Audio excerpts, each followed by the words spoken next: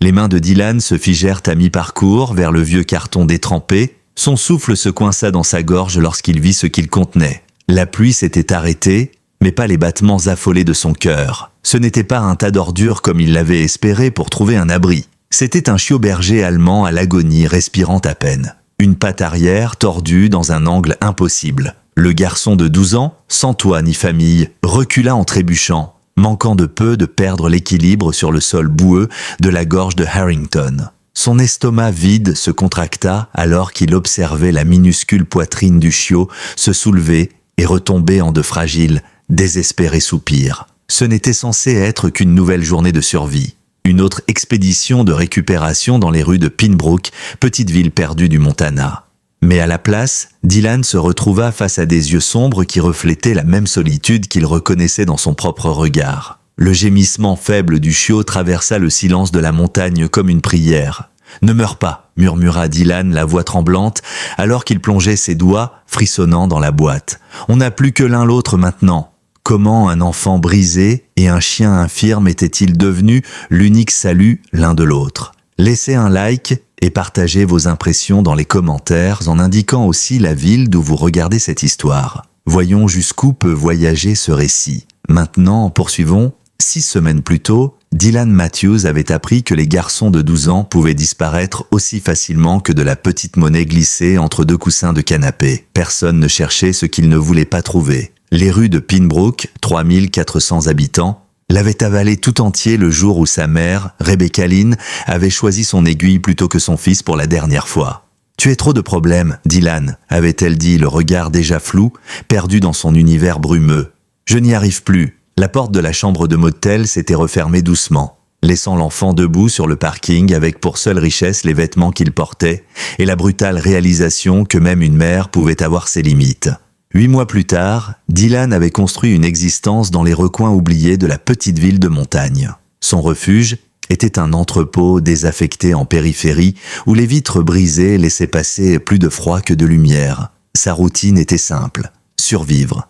Ramasser des bouteilles derrière le dîner de Patterson dès l'aube, attendre que la soupe populaire de Sainte-Agnès ouvre ses portes à midi et éviter les endroits où des adultes trop curieux pouvaient poser des questions dérangeantes. À 3 pâtés de maison de là, dans une vaste demeure victorienne dont les plus belles années appartenaient au passé, Eleanor Peterson dressait 2 couverts pour le petit déjeuner chaque matin, avant de se rappeler qu'elle vivait seule. À 78 ans, elle avait été l'épouse de Robert pendant 50 ans jusqu'à ce que le cancer le lui arrache. Désormais, les 12 pièces de la maison résonnaient d'absence et ses prières avaient cessé d'être des chants de gratitude pour devenir des supplications. « Seigneur !» murmurait-elle chaque matin à sa fenêtre de cuisine, observant le monde se réveiller sans elle, « Envoyez-moi quelqu'un à aimer avant que je rejoigne Robert. » La fortune minière héritée de son mari dormait à la banque, tandis qu'elle mesurait ses journées en mots croisés et en pilules alignées. Le docteur Allison Carter traînait aussi ses fantômes. À 52 ans, elle dirigeait la clinique vétérinaire de Valley View avec la précision mécanique de quelqu'un qui refusait de laisser les émotions brouiller son jugement. 3 ans plus tôt, sa fille de 7 ans, Emily, avait poursuivi leur berger allemand jusqu'au milieu de la route. Quelques secondes avaient suffi pour transformer un éclat de rire en un cri strident de pneus. Depuis, Allison sauvait les animaux parce qu'elle n'avait pas pu sauver la seule vie qui comptait vraiment. 15 miles plus loin, la rancune de Hank Miller brûlait aussi fort que le soleil du Montana. Son ranch de 2000 acres avait autrefois résonné du rire de son fils. Mais tout s'était arrêté le jour où un berger allemand mal dressé avait planté ses crocs dans la gorge de son petit garçon de 8 ans. 3 ans d'alcool n'avaient pas effacé le souvenir, et le départ de sa femme n'avait fait qu'attiser sa haine. Pour lui, chaque berger allemand était l'assassin de son fils. Sa solution était simple, éliminer la menace avant qu'elle ne frappe encore. Aucun d'eux ne savait que leur chagrin séparé allait bientôt se percuter de la façon la plus inattendue. Dylan avait besoin d'une famille, Eleanor avait besoin d'un but, Allison cherchait la rédemption, Hank réclamait une guérison, et quelque part dans l'ombre de la gorge de Harrington, un chiot baptisé bientôt Max avait besoin d'un miracle.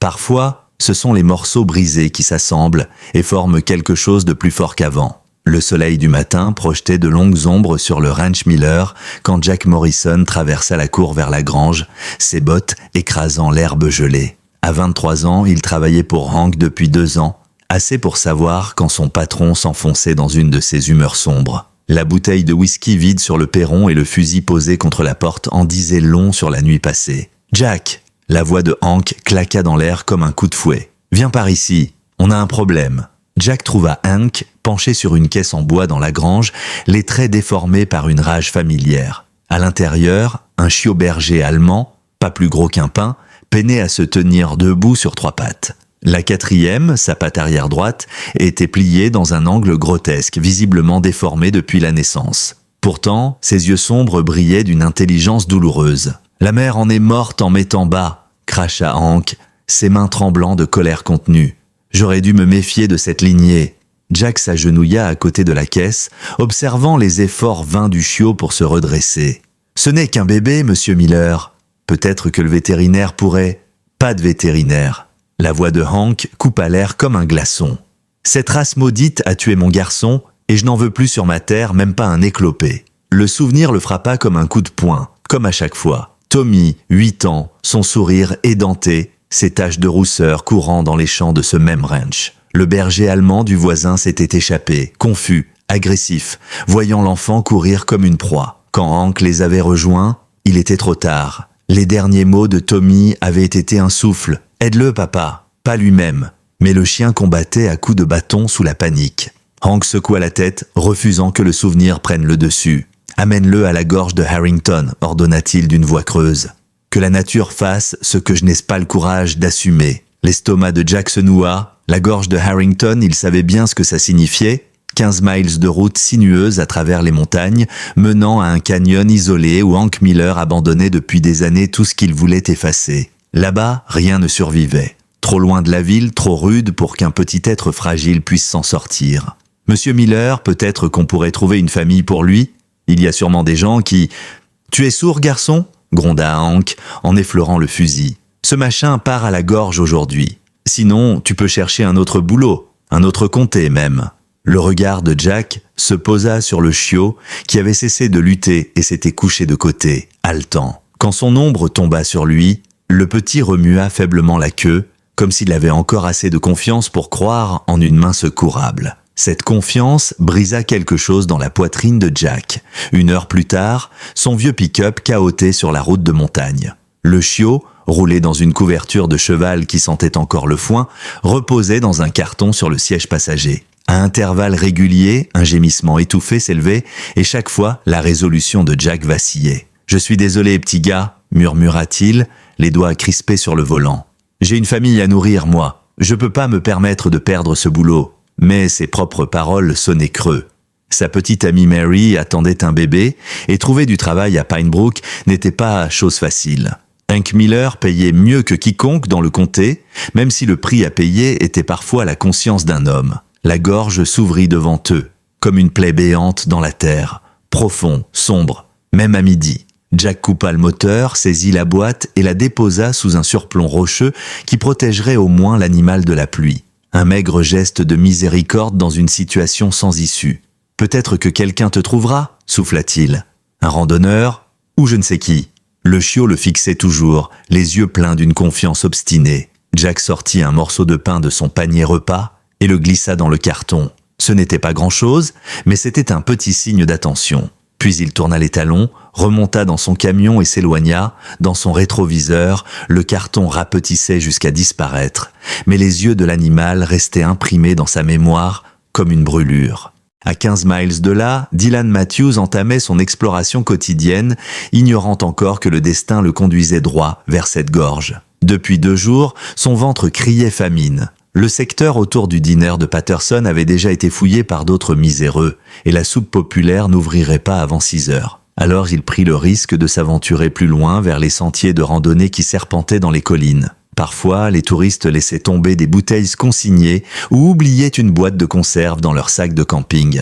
Le froid du matin mordait sa peau à travers les trous de sa veste, mais Dylan avait appris à ignorer la douleur. La douleur n'était plus qu'un bruit de fond dans la symphonie de sa survie. Il avançait prudemment, les yeux fouillant le sol. Chaque canette valait 500. Chaque emballage pouvait contenir un reste de nourriture. Il rêvait d'une bouteille d'eau oubliée. Le son lui parvint d'abord, si faible qu'il aurait pu passer à côté. Un gémissement discret, presque couvert par le vent dans les pins. Dylan se figea, inclinant la tête. En 8 mois dans la rue, il avait appris que les bruits étranges apportaient souvent des ennuis. Mais celui-ci avait quelque chose de différent. C'était un son de détresse, quelque chose de petit, de blessé. Il suivit la piste sonore, quittant le sentier pour descendre une pente raide menant vers la gorge de Harrington. Les légendes locales disaient qu'on y retrouvait parfois des carcasses, des détritus laissés par Hank Miller. Dylan savait qu'on n'y trouvait jamais rien de bon. Mais ce gémissement persistait, de plus en plus clair, et il sentait qu'il ne pouvait pas l'ignorer. Le carton était là, sous un abri naturel de pierre, on aurait dit un hôtel d'abandon. Dylan s'approcha le cœur battant. Il avait trop souvent vu la cruauté humaine pour s'attendre à quoi que ce soit de bon.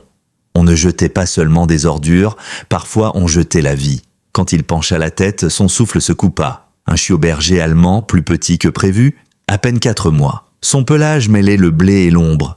Mais ce furent ses yeux qui transpercèrent Dylan, sombres, intelligents, empreints d'une douleur qui dépassait la simple souffrance physique.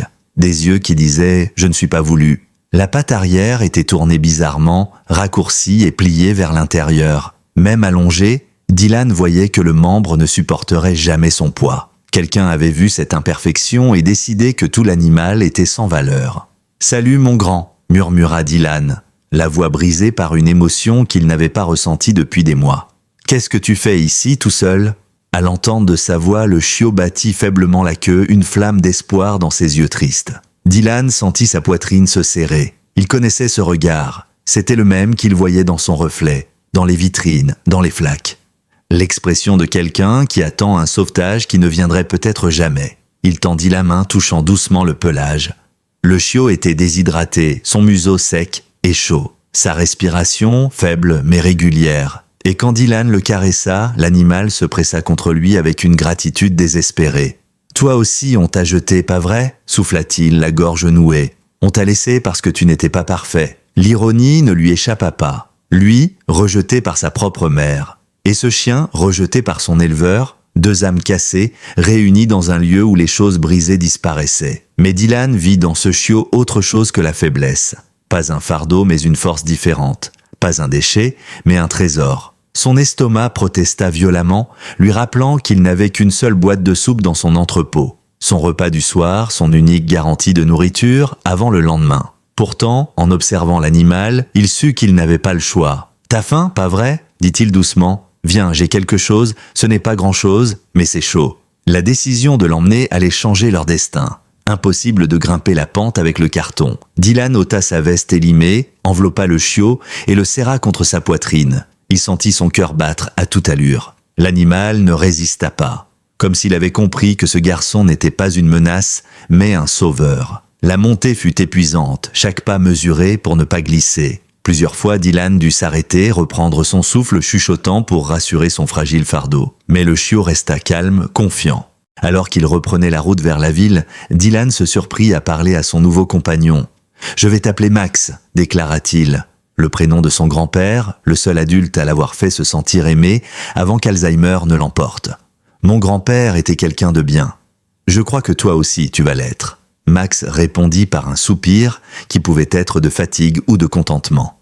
Dylan choisit d'y voir un signe d'accord, 2 laissés pour compte qui s'étaient trouvés.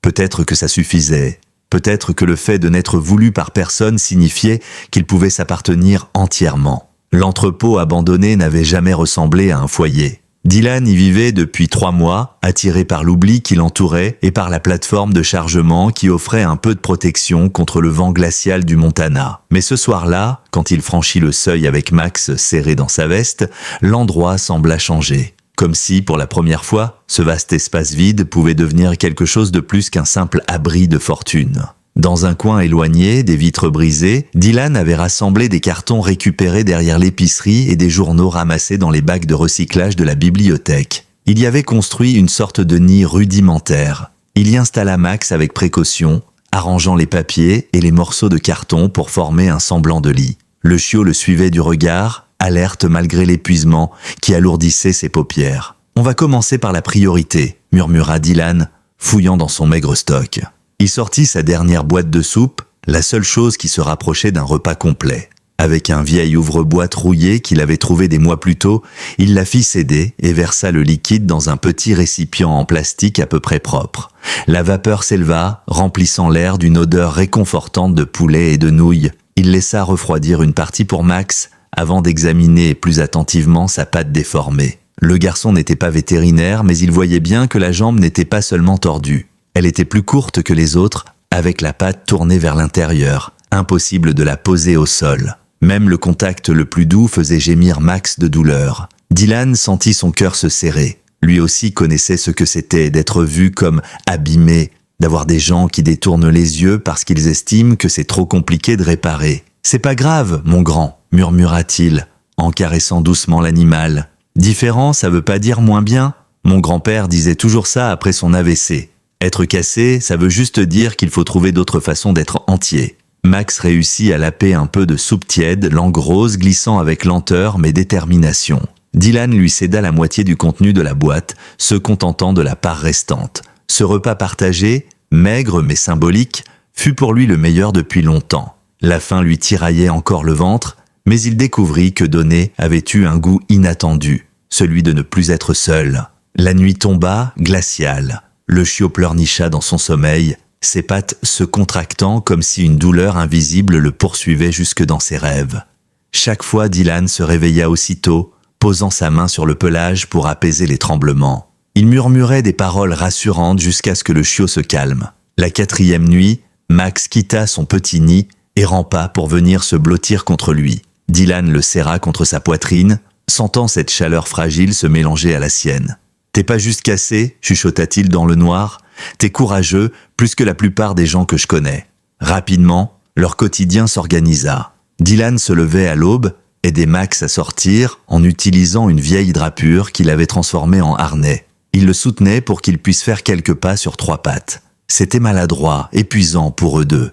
Mais la joie obstinée dans le battement de la queue de Max suffisait à effacer la fatigue. Ensuite, le garçon partait glaner derrière les commerces et fouiller les poubelles, laissant le chiot dormir en sécurité au fond de l'entrepôt. La nourriture devint vite un problème plus grand qu'il ne l'avait imaginé. La nourriture pour chien coûtait cher, hors de sa portée. Alors il partageait tout, les restes ramassés dans les poubelles, les repas de la soupe populaire, même le sandwich qu'une passante lui avait donné un jour devant le bureau de poste. Max n'avait pas le luxe d'une gamelle pleine, mais il avait quelque chose de plus rare, l'assurance que chaque bouchée que Dylan trouvait serait partagée. À quelques rues de là, dans sa maison silencieuse, Eleanor Peterson suivait un rituel immuable. Elle soupait seule à sa grande table en bois, bavardait avec la chaise vide de Robert, puis lavait une assiette unique sous la lumière jaune de sa cuisine. Ce soir-là, comme d'autres soirs avant, son regard dériva vers le quartier industriel.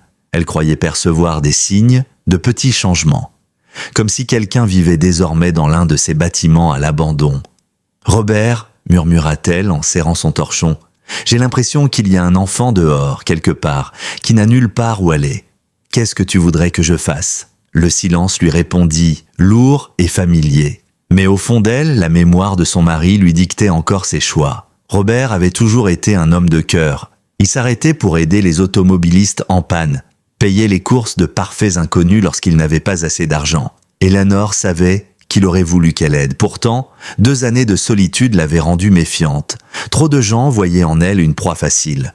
Une vieille dame riche, vulnérable, qu'on pouvait duper avec une belle histoire. Mais cette intuition ne la lâchait pas. Le lendemain matin, elle décida qu'elle irait voir de ses propres yeux. Elle remplirait son vieux coffre de couvertures, de conserves, de bouteilles d'eau et même d'un thermos de café. Elle se convainquit qu'il s'agissait d'un simple geste de bon voisinage, mais au fond, son cœur battait d'un espoir qu'elle n'avait pas ressenti depuis longtemps. Peut-être, juste peut-être, elle trouverait là le but qu'elle implorait chaque matin dans ses prières. Pendant ce temps, au cabinet vétérinaire de Valley View, le docteur Allison Carter terminait sa tournée du soir. Elle vérifiait 3 chiens et 2 chats en convalescence. Les couloirs déserts lui donnaient toujours cette impression étouffante, rappel de la maison qu'elle avait vendue après la mort d'Emily. Trop de rires fantômes entre les murs. Elle préférait dormir dans la petite chambre qu'elle avait aménagée à l'arrière de la clinique, entourée de patients à soigner.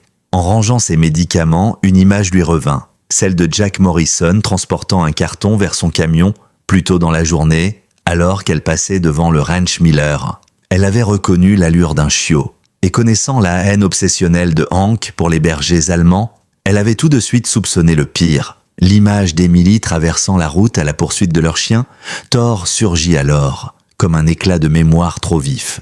Elle avait blâmé le chien au début, puis elle s'était blâmée elle-même pour toujours. « Je n'ai pas pu te sauver, Emily », murmura-t-elle dans l'ombre de son bureau. « Mais peut-être que je peux en sauver un autre. » Le mardi suivant, l'air d'automne portait déjà la morsure de l'hiver qui approchait. Eleanor chargea son coffre de provisions. Couvertures épaisses, conserves, bouteilles d'eau et un thermos rempli de café encore fumant. En démarrant sa vieille Crown Victoria, son cœur battait d'une étrange appréhension. Elle se disait qu'elle n'allait faire qu'une bonne action, vérifier si quelqu'un avait réellement trouvé refuge dans l'un des entrepôts. Mais au fond d'elle, une voix murmurait qu'elle s'apprêtait à trouver bien plus qu'elle ne l'imaginait. Le bâtiment se dressait, lugubre, ses fenêtres cassées ressemblant à des orbites vides. Eleanor gara la voiture à distance et s'approcha à pied, prenant soin d'appeler doucement pour ne pas effrayer celui ou celle qui pourrait se cacher à l'intérieur. « Bonjour, je suis Eleanor Peterson, j'habite sur Elm Street. Je voulais juste voir si quelqu'un avait besoin d'aide. J'ai apporté de quoi manger et de quoi se réchauffer. » Le silence lui répondit d'abord, longue, pesant, assez pour qu'elle se demande si elle s'était trompée. Si ce lieu était bel et bien désert, puis un bruit. Un gémissement animal, faible mais indiscutable, suivi d'une voix jeune, pressante, qui chuchotait pour demander le silence. Eleanor serra son sac contre elle. « Je ne veux pas causer de problème, dit-elle avec douceur. J'ai de la nourriture et des couvertures si quelqu'un en a besoin. » De l'autre côté, Dylan hésitait. Tout son instinct lui criait de rester caché. L'intérêt des adultes ne signifiait jamais rien de bon. Souvent, cela voulait dire être séparé de ce qui comptait pour lui, ou se retrouver coincé dans un système qui ne lui laisserait pas Max. Mais le chiot avait besoin d'aide. Et l'hiver arrivait, plus brutal que tout ce qu'il avait connu jusque-là. Peut-être que cette femme était la chance qu'il attendait sans oser y croire. « Il y a un chien ?» dit-il enfin, sa voix résonnant depuis les profondeurs de l'entrepôt. « Il est blessé. Je fais ce que je peux, mais je ne sais pas comment m'y prendre. » Le cœur d'Eleanor se serra. Cette voix était celle d'un enfant. Et pas seulement un enfant, mais un enfant fatigué, usé par une méfiance trop grande pour son âge. « Depuis combien de temps es-tu ici, mon chéri ?» demanda-t-elle doucement. « Assez longtemps, répondit-il d'un ton sec. Puis après une pause, on l'a jeté, comme s'il valait rien. Je pouvais pas le laisser. « Est-ce que je peux le voir ?» proposa Eleanor, la voix tremblante d'émotion. « Peut-être que je pourrais aider ?» Un silence, puis des pas précautionneux. Dylan émergea de derrière une pile de machines rouillées, tenant Max dans ses bras comme un trésor fragile. Eleanor porte une main à sa bouche, un garçon de 12 ans, maigre comme une branche en hiver, cradant un chiot berger allemand estropié. Ils étaient en tout de sale, amaigris, mais le lien entre eux brillait comme une évidence. « Mon Dieu !» murmura-t-elle, les larmes lui montant aux yeux pour la première fois depuis les funérailles de son mari. « Regarde ce que tu as fait pour lui. » Immédiatement, Dylan se raidit, prêt à se défendre. Il avait appris à se méfier des adultes qui pleuraient. Souvent, c'était de la culpabilité déguisée, une façon de se donner bonne conscience sans jamais rien changer. « On n'a pas besoin de pitié, dit-il d'un ton ferme. On veut juste être tranquille. » Eleanor secoua la tête. Pas de pitié. Elle posa son sac au sol, l'ouvrit, révélant les couvertures et les vivres. De l'admiration, ce chien est chanceux de t'avoir trouvé. Elle observa Max avec un œil attentif, voyant tout de suite l'urgence. La patte tordue, l'infection qui guettait, la maigreur alarmante. Il aura besoin de soins vétérinaires rapidement, dit-elle doucement. Je sais, s'avoua Dylan, sa voix se brisant sous le poids d'une responsabilité trop lourde. Mais si je l'emmène chez un vétérinaire, ils vont me le prendre. Les gens comme moi, on n'a pas le droit de garder ce qu'on aime. Les mots transpercèrent Eleanor. En cet instant, elle comprit qu'elle n'avait pas trouvé seulement un enfant dans la rue. Elle avait trouvé l'enfant pour lequel elle priait depuis des mois, celui qu'elle pourrait aimer comme le fils ou le petit-fils que le destin lui avait refusé. « Peut-être qu'on peut trouver une solution ensemble, » proposa-t-elle, la voix douce mais ferme. « Je connais une vétérinaire, elle pourrait accepter de l'aider. Mais avant ça, il faut que tu sois au chaud, que vous ayez de quoi manger tous les deux. » Dylan baissa les yeux vers Max. Le chiot le fixait avec cette confiance totale, comme s'il attendait que le garçon choisisse pour eux deux. Le mur que Dylan avait construit autour de son cœur commença à se fissurer. Peut-être, pensa-t-il, était-il temps de tenter un saut de foi. La première apparition publique de Dylan et Max eut lieu un jeudi gris, lorsque l'urgence les força à sortir de l'ombre. Max avait développé une fièvre pendant la nuit. Son petit corps brûlait et sa respiration était devenue sifflante. Dylan, d'ordinaire capable d'endurer la faim et le froid sans se plaindre, se sentit submergé par une terreur nouvelle. Cette fois, ce n'était pas sa survie qui était en jeu, mais celle de son compagnon. Eleanor l'avait aidé durant la semaine écoulée, lui apportant de la nourriture, des couvertures et surtout de l'espoir. Mais la santé de Max se dégradait trop vite. Dylan n'avait pas le choix. Il devait risquer de l'exposer pour l'amener à la clinique vétérinaire. Ce matin-là, il traversa la rue principale de Pinbrook, serrant Max contre lui. Le spectacle était frappant, un garçon maigre, vêtu de vêtements trop grands, portant un chiot berger allemand comme on porte un trésor. La tête du chiot ballottait contre sa poitrine, sa respiration courte et douloureuse. « Tiens bon, mon grand », répétait Dylan, la voix tremblante. « On va trouver de l'aide, je te le promets. » Devant le dîner de Henderson, la propriétaire balayait les marches. Elle aperçut Dylan et resta figée. Elle le connaissait de vue, le garçon qui fouillait parfois les poubelles derrière son restaurant. Mais aujourd'hui, ce qu'elle vit dans ses bras la bouleversa. Un enfant pauvre, oui, mais un enfant prêt à tout pour sauver un animal malade. Son premier réflexe fut d'appeler les services sociaux. Mais quelque chose dans la détermination désespérée de Dylan l'arrêta. « Mon chéri », appela-t-elle doucement, « ton chiot a l'air bien mal en point. Tu vas chez le docteur Carter ?» Dylan hocha brièvement la tête, sans ralentir le pas. Il avait appris que l'intérêt des adultes venait toujours avec des conditions. Mais Madame Henderson fit quelque chose d'inattendu. Elle posa son balai, traversa la rue et intercepta le garçon. « Laisse-moi vous conduire. C'est encore 6 pâtés de maison et il n'a pas ce temps-là. » L'offre plana dans l'air froid comme une bouée de sauvetage. Dylan hésita, craignant de céder trop de pouvoir à une étrangère. Mais le souffle saccadé de Max ne laissait aucune place à l'orgueil.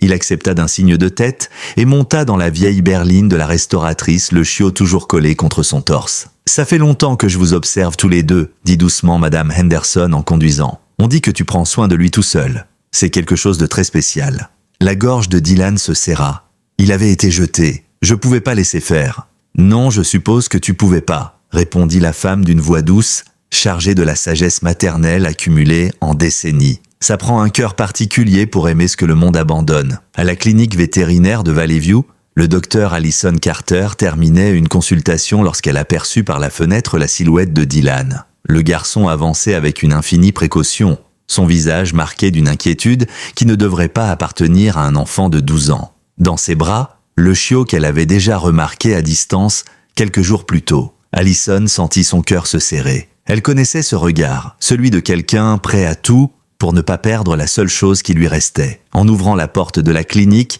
elle se trouva face à Dylan qui murmura d'une voix brisée « S'il vous plaît, il brûle, je sais plus quoi faire. » Sans un mot, Allison lui fit signe d'entrer et l'accompagna jusqu'à la salle d'examen. Ses gestes étaient précis, professionnels, mais sa voix douce, presque maternelle. Elle ausculta Max avec soin, prenant sa température, écoutant son cœur, palpant sa patte infectée. Le chiot tremblait mais ne tentait pas de fuir, comme s'il comprenait que ses mains voulaient l'aider. « Depuis combien de temps la fièvre est-elle apparue ?» demanda Allison sans quitter Max des yeux. « Hier soir, » répondit Dylan dans un souffle. « Et ce matin, ça a empiré. Est-ce qu'il va mourir ?» La question resta suspendue dans l'air, lourde comme une malédiction. Allison inspira profondément. Max était faible, mais pas condamné. Son infection pouvait être maîtrisée. Ce qui la bouleversait, c'était l'évidence que ce chiot n'avait pas survécu par hasard. Il avait survécu parce qu'un enfant, sans ressources ni formation, avait partagé chaque bouchée, chaque goutte d'eau, chaque instant de chaleur pour le maintenir en vie. « Il a une infection », dit-elle enfin, relevant les yeux vers Dylan. Sa patte déformée l'expose à ce genre de complications, mais avec des antibiotiques et un peu de soin, il s'en sortira. Le garçon faillit s'effondrer de soulagement. « Combien ça coûte ? Je peux travailler, nettoyer, faire ce que vous voulez. » Allison le fixa, et ce qu'elle vit dépassait les vêtements sales et les joues creuses. Elle vit une détermination farouche, celle d'un enfant qui avait appris que l'amour signifiait se battre coûte que coûte. Elle s'apprêtait à répondre lorsqu'un bruit sec retentit dehors, une portière qui claque violemment. Dylan se retourna vers la fenêtre et vit Hank Miller approcher à grands pas, suivi de Jack Morrison la tête basse. L'instinct prit le dessus, Dylan se plaça aussitôt entre Max et la porte, son corps frêle tendu comme un bouclier. « Faut qu'on parte !» lança-t-il à Allison d'une voix paniquée. « Tout de suite !» Mais il n'eut pas le temps. Hank entra brutalement, les traits déformés par la colère. Ses yeux se posèrent sur le chiot et s'emplirent d'une rage glacée. « Je le savais !» gronda-t-il. « J'avais dit à Jack de se débarrasser de ce monstre, et voilà qu'il est encore là, en train de ramener des maladies en ville. »« Monsieur Miller, » dit Allison d'une voix ferme, reprenant tout son aplomb de vétérinaire, « ceci est un établissement médical. Vous n'avez aucun droit de... »« J'ai tous les droits !» hurla Hank. « Ce chien est né sur mon ranch, c'est ma propriété, et je veux qu'on l'élimine avant qu'il ne fasse du mal à quelqu'un. » Dylan fit un pas en avant, le visage pâle, mais la voix claire. « Il n'est pas à vous, vous l'avez jeté. Quand on abandonne, on perd le droit de réclamer. » Le visage d'Hank vira au rouge. « Sale gamin des rues, tu n'as aucune idée de ce dont tu parles. Cette race est maudite, dangereuse, et celui-là, estropié en plus, n'est bon qu'à attirer les ennuis. »« Vous vous trompez, » répliqua Dylan, serrant les poings. « Il est loyal, intelligent, courageux. Ce n'est pas parce qu'il est différent qu'il est inutile. » La tension monta d'un cran. Dans la rue, les voix s'étaient élevées, attirant l'attention des passants. Madame Henderson, restée devant la clinique, avait déjà appelé le shérif Tom Wallace. En quelques minutes, une petite foule se forma, attirée par l'agitation inhabituelle. Parmi eux, Eleanor, alertée par un appel de la restauratrice. Elle se fraya un chemin jusqu'à l'intérieur, juste au moment où Hank exigeait qu'Allison mette fin à la vie de Max. « Pas question », déclara Eleanor, sa voix résonnant avec une autorité qu'on ne lui soupçonnait pas. « Ce garçon s'est occupé de ce chiot mieux que bien des propriétaires que j'ai connus. » Hank se tourna vers elle, furieux. « Madame Peterson, vous ne comprenez pas? Ce genre de chien a tué mon fils. Chaque fois que j'en vois un, je revois son sang. » Le silence se fit. Même Dylan baissa brièvement les yeux, touché par la douleur sincère qui perçait dans la voix de l'homme. Mais il releva la tête, déterminé. « Je suis désolé pour votre fils, monsieur. Mais Max n'y est pour rien, il n'a jamais blessé personne, il peut même pas courir, et pourtant, quand quelqu'un veut me faire du mal, il se met devant moi. C'est pas de la méchanceté ça, c'est de l'amour. » À ce moment-là, le shérif Wallace entra, imposant sa présence d'une voix ferme. « Assez, monsieur Miller, calmez-vous. Ce chiot est sous soins vétérinaires et le docteur Carter a tout à fait le droit de le traiter. Ce n'est pas un patient, c'est une menace !» hurla Hank. Mais son assurance commençait à faiblir. L'assemblée, témoin de la scène, murmurait, et plus d'un habitant regardait Dylan avec un mélange d'admiration et de compassion. Allison prit la parole d'un ton ferme. « Ce chiot n'est dangereux pour personne. Il a été entretenu avec soin malgré des conditions très difficiles. Avec les bons soins, il peut vivre. »« Vivre ?» ricana Hank amèrement. Boiteux, dépendant d'un gamin qui survit à peine, ce n'est pas une vie. La réponse de Dylan jaillit, vibrante, habitée d'une vérité brute. « Si, c'est la vie où quelqu'un t'aime sans condition, où on te choisit même quand c'est difficile. Chaque jour, tu te réveilles en sachant que quelqu'un veut de toi. C'est ça, une vraie vie. » Un silence total tomba. Max gémit doucement, relevant la tête pour fixer Dylan avec ses yeux sombres. Tout le monde vit alors ce que le garçon décrivait. Pas un animal cassé, mais un être aimé, porteur d'une force plus grande que ses faiblesses. Eleanor rompit le silence, décidée « Je prends la responsabilité des deux.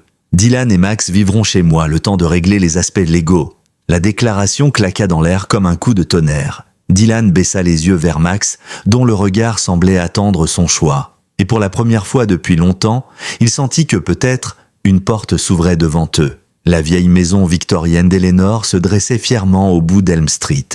Ses volets écaillés et son jardin en friche trahissaient les années de solitude, mais l'intérieur sentait encore la cire et la lavande. Lorsque Dylan franchit le seuil, Max dans ses bras, il eut l'impression de pénétrer dans un autre monde. L'air était chaud, les murs baignaient de lumière tamisée, et chaque détail semblait dire « Ici, tu es en sécurité ».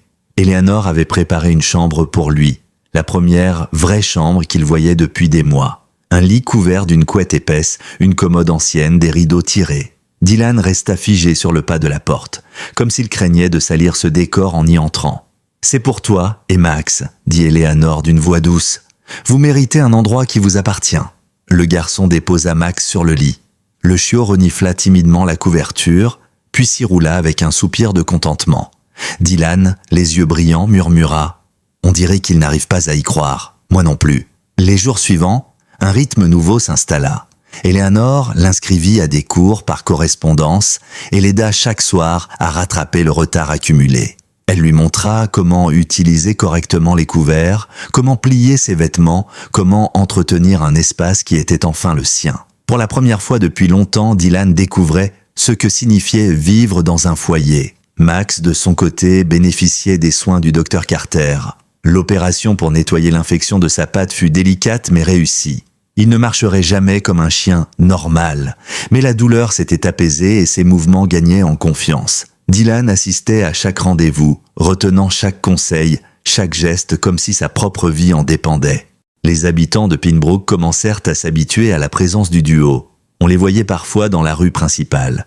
Un garçon à la silhouette encore fragile, mais au regard déterminé, et un chiot boiteux qui attirait les sourires des passants. Max devint presque une mascotte locale, un symbole de courage et de loyauté. Les gens qui auparavant détournaient les yeux de Dylan lorsqu'il fouillait les poubelles se surprenaient à lui adresser des sourires, parfois même des encouragements. Pour Dylan, cette soudaine visibilité était à la fois un miracle et un danger. Car plus ils attiraient l'attention, plus ils risquaient que quelqu'un se souvienne de sa mère ou que les autorités interviennent. La menace se concrétisa une nuit à 2h47 du matin. Le téléphone d'Eleanor sonna, brisant le silence.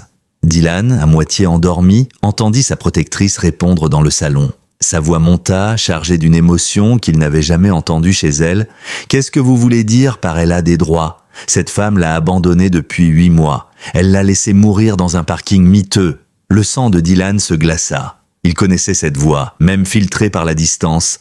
Celle de sa mère biologique, Rebecca Matthews.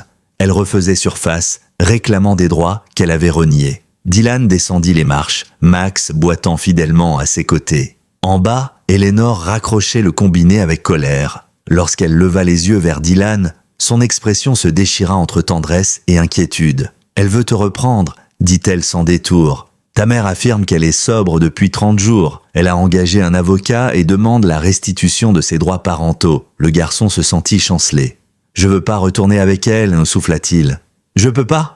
Eleanor l'attira contre elle, ses bras maigres mais solides entourant ses épaules. « Je sais, mon trésor, mais la loi donne souvent raison au sang, même quand le cœur dit l'inverse. » Dylan resserra son étreinte autour de Max, comme pour puiser du courage dans sa chaleur. Le chiot leva les yeux vers lui, calme et confiant, comme s'il savait que leur lien survivrait à n'importe quelle tempête.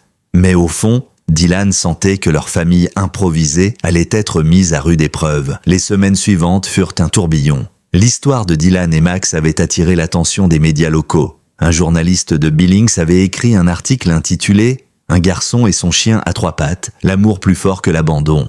Puis une équipe de télévision débarqua, transformant leur quotidien en spectacle. Des caméras voulaient tout filmer, les promenades de Max, les repas partagés, les cours du soir avec Eleanor. Pour Dylan, cette exposition était insupportable. Il n'avait jamais cherché la gloire, seulement la paix. Mais pour sa mère, c'était une aubaine.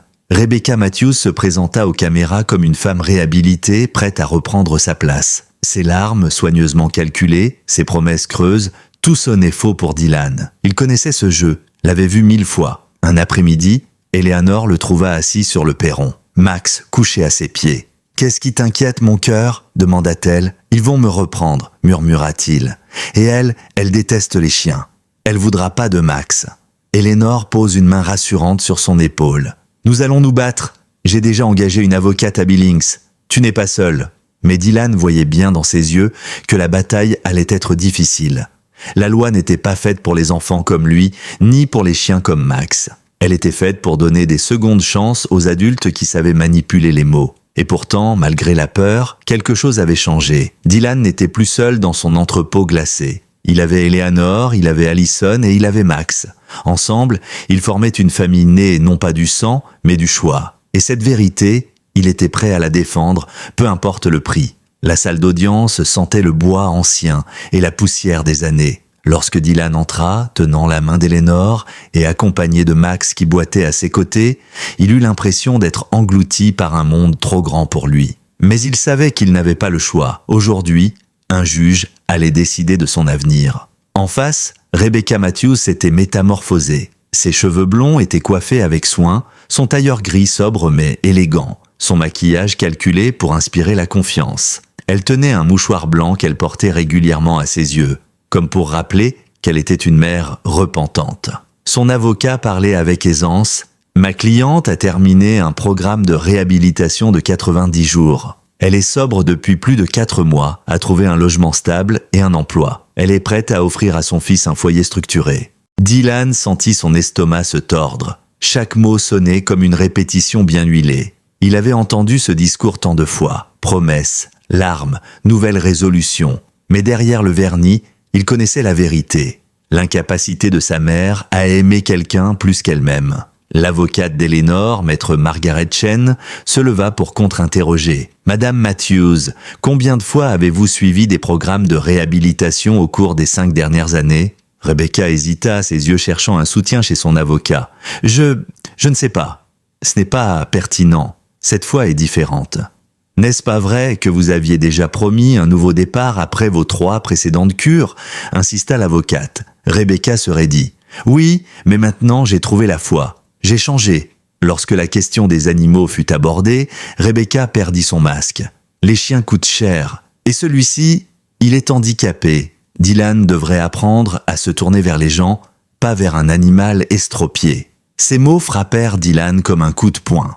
Elle ne voyait pas Max comme un être vivant, mais comme un fardeau, exactement comme elle l'avait vu lui, 1 an plus tôt. Son cœur battait si fort qu'il crut qu'il allait exploser. Il leva la main. « Madame la juge, je peux parler ?» La juge Patricia Hawkins, une femme au regard sévère mais attentif, le dévisagea longuement. « C'est inhabituel, mais vu les circonstances, je vous écoute, Dylan. » Le garçon se leva, Max resta près de lui, comme une ombre fidèle. La salle entière se figea. Sa voix tremblait d'abord, mais chaque mot gagnait en force. « Ma mère dit qu'elle a changé. Peut-être. Mais moi aussi j'ai changé. Et je ne peux pas redevenir celui qui croyait à ses promesses. » Il se tourna vers Rebecca. « Le jour où tu m'as laissé dans ce motel, tu as dit que j'étais trop de problèmes. Tu avais raison, l'amour, c'est des problèmes. C'est difficile, ça demande de faire passer quelqu'un avant soi. J'ai appris ça en m'occupant de Max. » Il posa une main sur la tête du chiot. Lui aussi on l'a jeté, parce qu'il était cassé. Mais j'ai vu ce que les autres n'ont pas vu. Pas cassé, juste différent, pas inutile, précieux. La salle était silencieuse, même le caméraman du documentaire avait cessé de filmer, hypnotisé par les mots du garçon. Dylan reprit, plus fort. « Madame Peterson n'a pas profité de moi. Elle m'a choisi. Elle m'a montré ce que ça voulait dire. Une famille. C'est pas le sang qui compte, c'est le choix. Chaque jour, elle choisit de nous aimer, moi et Max, comme on est, et chaque jour, on l'a choisi en retour. » Ses yeux brillants se posèrent sur le juge. « La loi dit qu'un enfant doit retourner chez son parent. Mais la justice, c'est pas pareil. La justice, c'est de me laisser rester là où on m'aime, là où on ne veut pas me jeter parce que je suis trop compliqué. » Un murmure parcourut la salle. Certains essuyaient des larmes discrètes. Rebecca, elle, avait baissé les yeux, incapable de soutenir le regard de son fils. La juge Hawkins leva la main ramenant le silence. Mais avant qu'elle ne rende sa décision, une voix s'éleva depuis le fond de la salle. « Votre honneur, je dois témoigner. » Tous les regards se tournèrent. C'était Hank Miller, l'homme que tout le comté connaissait pour sa haine des bergers allemands. Dylan sentit son cœur se serrer. Qu'allait-il dire ? Hank s'avança lentement, son chapeau serré entre ses mains calleuses. « Ce chien venait de mon ranch, » dit-il d'une voix grave. « J'avais ordonné qu'on s'en débarrasse, parce que je croyais que tous les bergers allemands étaient des monstres, parce que l'un d'eux a pris mon fils. » Sa voix se brisa, mais il reprit, déterminé. « J'avais tort. » Il tourna la tête vers Dylan. « Ce gamin a pris l'animal que j'avais condamné et en a fait quelque chose de beau. Il l'a soigné, aimé, protégé. Je l'ai vu. Je l'ai entendu se dresser contre moi, moi qui ai tout le pouvoir pour défendre son chien. Ce n'est pas de la faiblesse, c'est de l'amour pur. » Un silence pesant suivit. Hank conclut d'une voix tremblante. « Mon fils Tommy, il aurait aimé voir ça. Il aurait été fier de ce garçon. Moi, je sais que je le suis. » L'effet fut immédiat. Les murmures de la foule devinrent des applaudissements étouffés que la juge Hawkins dut calmer. Mais dans son regard, Dylan crut percevoir une lueur d'espoir. Elle annonça une suspension de séance. Dylan s'assit, Max posé contre ses jambes. Il caressa doucement la tête du chiot, qui leva vers lui ses yeux sombres pleins de confiance. Quoi qu'il arrive, il savait désormais une chose. Il n'était plus seul dans ce combat. Lorsque la juge Patricia Hawkins revint dans la salle d'audience après la suspension, le silence tomba comme une chape de plomb. Chacun savait que ce moment déciderait non seulement de l'avenir de Dylan, mais aussi de celui de Max. La magistrate feuilleta lentement son dossier avant de lever les yeux. En 20 années passées sur ce banc, j'ai vu défiler des familles brisées par la drogue, des enfants ballottés d'un foyer à l'autre et des parents qui confondent possession avec amour. Ce dossier me confronte à une situation exceptionnelle. Ses yeux se posèrent sur Rebecca Matthews. Madame Matthews, vos efforts de réhabilitation sont louables. 90 jours d'abstinence ne sauraient effacer des années de négligence. Et surtout, votre attitude à l'égard du compagnon de votre fils démontre une incompréhension fondamentale. Vous voyez ce chien comme un poids, un problème à régler. Vous avez traité votre propre enfant de la même façon, comme un fardeau à abandonner dès qu'il devient difficile. Rebecca voulut protester, mais la juge la fit taire d'un geste ferme. Puis elle se tourna vers Eleanor. « Madame Peterson, vous n'êtes pas liée par le sang à cet enfant et pourtant, vous lui avez offert stabilité, éducation, soins médicaux et plus important encore, un amour constant. Votre maison est devenue son refuge. » Un frisson parcourut Dylan. Et pourtant, il n'osait espérer. La loi favorisait presque toujours les parents biologiques. Pour autant, reprit la juge, je ne peux pas ignorer les droits parentaux. Le cadre légal impose de donner une chance à la réunification, même imparfaite. Le cœur de Dylan se serra. Était-ce fini? Devrait-il retourner auprès de sa mère et dire adieu à Max? Mais Patricia Hawkins n'avait pas terminé. Sa voix se fit plus solennelle. C'est pourquoi je prononce une mesure exceptionnelle, une période de 6 mois de réunification surveillée. Madame Matthews, vous devrez prouver votre sobriété par des tests hebdomadaires, suivre une thérapie familiale et offrir un logement adapté. Et surtout, elle marqua une pause, le regard grave. Vous devrez prendre soin de Max.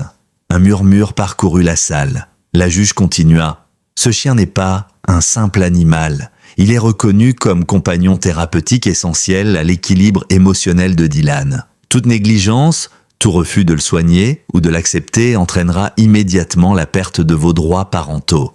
Dylan et Max forment un tout. Ils ne seront pas séparés. La stupeur se peignit sur le visage de Rebecca. Elle balbutia « Mais mon appartement n'accepte pas les animaux et je n'ai pas les moyens de payer les soins d'un chien infirme. » La juge la fixa froidement. Alors vous avez 30 jours pour trouver un logement qu'il accepte et prouver que vous êtes capable de subvenir à leurs besoins. Sinon, j'examinerai à nouveau la demande d'adoption de Madame Peterson. Dylan sentit un poids tomber de ses épaules. Ce n'était pas une victoire totale, mais c'était un sursis, une chance. Eleanor serra sa main. « Tu vois » murmura-t-elle. Le juge a compris. La suite des mois confirma rapidement ce que tous craignaient. Rebecca tenta de jouer le rôle de la mère modèle pour les caméras du documentaire qui suivait l'affaire. Mais derrière les projecteurs, les failles réapparaissaient. Son emploi tomba à l'eau au bout de 2 semaines. Ses rendez-vous de thérapie furent d'abord repoussés puis oubliés. Le pire fut sa relation avec Max. Lors des visites supervisées, elle se plaignait de l'odeur du chien, du coût des médicaments, du temps perdu à l'emmener chez le vétérinaire. Une fois, lorsque Max eut une rechute et dut être conduit d'urgence à la clinique, son premier réflexe fut de demander « Qui va payer ?» plutôt que « Est-ce qu'il va s'en sortir ?» Le témoignage du docteur Carter scella pratiquement son sort. Rebecca Matthews considère ce chien comme une nuisance. Or, il est vital pour Dylan. En le rejetant, elle rejette aussi une partie de son fils. Eleanor, elle, continuait à se battre, épaulée par l'avocate Chen. Elle prouvait jour après jour que Dylan prospérait sous son toit. Ses notes scolaires remontaient, il avait repris du poids et son comportement témoignait d'une stabilité nouvelle. Hank Miller, autrefois ennemi, apportait désormais son soutien. Il passait parfois aider Eleanor pour des travaux de jardinage, toujours un peu maladroit mais sincèrement touché par l'évolution du garçon. « Ce gamin a plus de courage que moi », avouait-il à qui voulait l'entendre. « Il m'a appris qu'on peut transformer la douleur en quelque chose de beau. » Pendant ce temps, Max continuait sa rééducation. Grâce à une attelle conçue par le docteur Carter, il retrouvait peu à peu une mobilité surprenante. Dylan l'entraînait chaque jour, l'encourageant avec patience. Le chiot autrefois condamné marchait désormais avec une fierté tranquille, comme s'il portait lui aussi le poids de cette bataille. 6 mois plus tard, la même salle d'audience accueillit à nouveau les protagonistes. Cette fois, l'air semblait plus léger, comme si tout le monde savait déjà où allait mener ce dénouement. La juge Hawkins prit la parole d'un ton clair. Après examen du dossier, il est évident que Madame Matthews n'a pas rempli les conditions imposées. Emploi perdu, logement inadéquat, suivi thérapeutique abandonné. Quant à la prise en charge de Max, elle a démontré non pas de la volonté, mais du rejet constant. Rebecca tenta de protester, mais sa voix sonna creuse, fatiguée. « Ce chien m'empêche de récupérer mon fils !» cria-t-elle, avant de réaliser que ces mots venaient de signer sa défaite. La juge rendit son verdict définitif. Les droits parentaux de Madame Matthews sont révoqués. Dylan Matthews est placé sous l'adoption permanente de Madame Eleanor Peterson. Un souffle parcourut la salle. Eleanor porte une main à sa bouche, les larmes lui montant aux yeux. Dylan, lui, resta figé, comme incapable de croire qu'il venait d'entendre ces mots. Max gémit doucement et posa sa tête contre la jambe du garçon, comme pour confirmer que tout allait bien désormais. La juge conclut « Monsieur Dylan Matthews, sachez que la loi reconnaît désormais ce que votre cœur savait déjà. Vous avez trouvé votre famille. » La salle applaudit doucement. Éléonore serra Dylan contre elle. « Tu es enfin chez toi, mon enfant ?»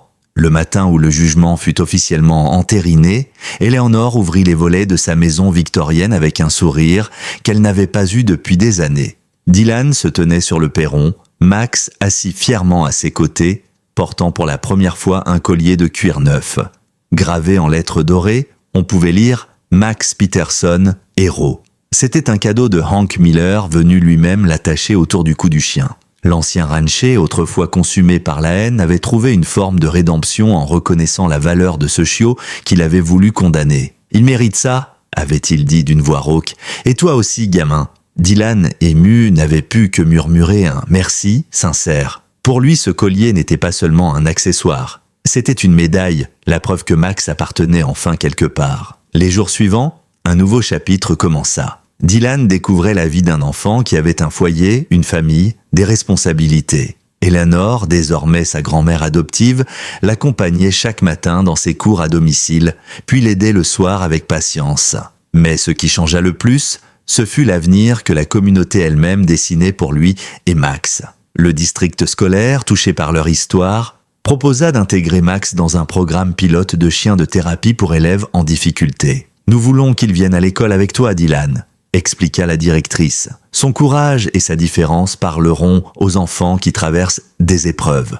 Dylan n'en croyait pas ses oreilles. « Vous voulez dire tous les jours ? Oui.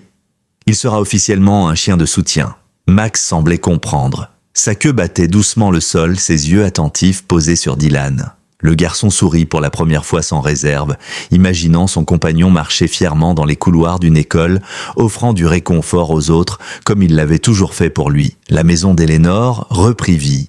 Hank passait chaque semaine pour bricoler et partager un café. Le docteur Carter venait régulièrement vérifier la santé de Max, mais aussi partager des repas où son rire clair résonnait à nouveau. Même le shérif Wallace, désormais proche du vétérinaire, s'invitait parfois à leur soirée. Peu à peu, un cercle improbable se forma autour de Dylan et Max.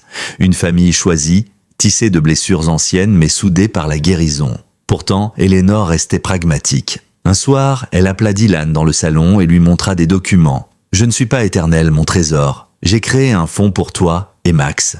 Il couvrira tes études, ses soins. Et plus tard, ta propre maison. Tu n'auras jamais à revivre la peur de manquer. » Dylan la regarda avec des yeux humides. « Tu n'étais pas obligé. » Justement, l'amour, c'est ça, faire ce qu'on n'est pas obligé de faire. Il l'enlaça longuement. Max, jaloux, vint se glisser entre eux, déclenchant un éclat de rire général. Quelques mois plus tard, la sortie du documentaire bouleversa leur vie. Contrairement à ce que Dylan craignait, le film ne cherchait pas le sensationnel. Il montrait simplement un enfant et un chiot que tout le monde avait jugé trop compliqués, et la façon dont ils avaient trouvé une raison de vivre ensemble. Les bénéfices furent reversés à une fondation nouvellement créée, la fondation Dylan et Max, dédiée aux enfants sans abri et aux animaux abandonnés. Les dons affluèrent de tout le pays. Des écoles contactèrent Eleanor pour inviter Dylan et Max à témoigner, partout leur histoire inspirait. Dylan, pourtant, restait humble. Lorsque les journalistes lui demandaient ce qu'il pensait de tout cela, il répondait toujours la même chose. « Je n'ai rien fait d'extraordinaire, j'ai juste refusé d'abandonner celui qui avait besoin de moi. » Un an jour pour jour, après avoir découvert Max dans ce carton, Dylan se leva tôt. Le soleil d'automne baignait Pinbrook de ses teintes dorées. Il attacha le collier neuf du chien, prit une grande inspiration et murmura « On l'a fait, mon pote. On est encore là. » Max répondit par un aboiement joyeux. puis posa sa patte tordue sur la main de Dylan, comme pour sceller une promesse. Ensemble, ils descendirent les marches du perron, où Eleanor les attendait avec 2 thermos de chocolat chaud. « Prêt pour la cérémonie ?» demanda-t-elle, car ce jour-là, l'école organisait officiellement l'entrée de Max comme chien de thérapie. Le gymnase était décoré de banderoles, les élèves attendaient impatiemment. Lorsque Dylan entra, Max à ses côtés, une ovation éclata. Le garçon rougit, mais Max s'avança avec assurance, comme s'il avait toujours su que son rôle était d'apporter espoir. Les enfants se bousculaient pour le caresser. Certains, timides ou anxieux, semblaient se détendre rien qu'en posant leurs mains sur sa fourrure. Dylan vit alors l'avenir qu'il n'avait jamais osé imaginer. Un futur où il n'était plus seulement un enfant abandonné, mais un guide, un exemple de résilience. Le soir venu, assis sur le porche avec Eleanor et Max, Dylan contempla les étoiles. « Tu crois qu'un jour, les gens oublieront qu'on était cassés ?» demanda-t-il doucement. Eleanor secoua la tête avec tendresse. « Non, et c'est très bien ainsi. Ce n'est pas parce que vous étiez brisé que vous étiez sans valeur. C'est justement parce que vous avez appris à aimer malgré vos cicatrices que vous êtes devenu précieux. » Dylan sourit. Max posa sa tête sur ses genoux et le garçon sentit une paix qu'il n'avait jamais connue auparavant. Ils avaient commencé comme 2 êtres rejetés, jetés au bord d'un ravin. Ils étaient devenus une famille. Et dans cette petite ville du Montana, une vérité simple résonnait désormais comme une évidence. Parfois, les morceaux brisés s'assemblent pour former quelque chose de plus fort que ce qui existait avant. L'histoire de Dylan et Max nous rappelle que l'amour véritable ne réside pas dans la perfection, mais dans la capacité à voir de la valeur là où d'autres ne voient que des défauts. Elle nous enseigne que les familles ne se définissent pas par le sang, mais par le choix quotidien de rester, d'aimer et de protéger. Et qu'un enfant rejeté et un chiot à 3 pattes peuvent, ensemble, devenir le symbole d'une espérance que rien ni personne ne peut briser.